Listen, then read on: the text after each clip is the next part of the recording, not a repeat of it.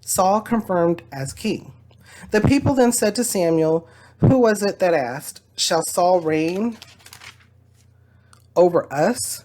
Bring these men to us, and we will put them to death.' But Saul said, 'No one shall be put to death today, for this day the Lord has rescued Israel.'"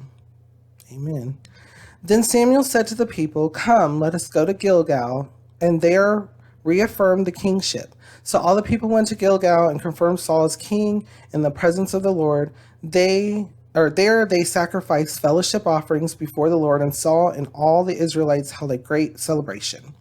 So even though Saul was anointed and they went through a previous ceremony, it was like we already knew that some people didn't recognize Saul and didn't like that Saul was becoming leader, but it was kind of almost like he went back to doing what he was doing before. There hadn't been any really recognition up until this point, and now because Saul went as a proclaimed leader previously, even though the people weren't following the kingship duties, exactly how Samuel had laid out to them, now they're willing to do it because Saul proved himself as a leader that went out to fight for them, fight for the nation, and now they're like, yeah, let's get behind him now. let's think about that. Bringing past to present and such. Does that happen to us? As in, are there examples to where we have to prove ourselves before someone trusts us or thinks that we can do something, or even acknowledge our your or my successfulness?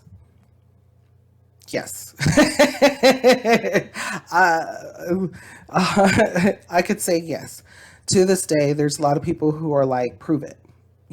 There's even slogan for certain state, show me.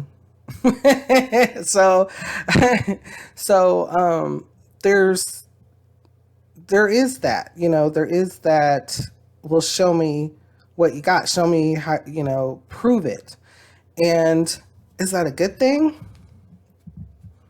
Does that allow for, is that always a good thing? Does that allow for chances to show, for people to be able to present themselves, or is it necessary all the time? Those are questions, those are good questions that we can ask ourselves.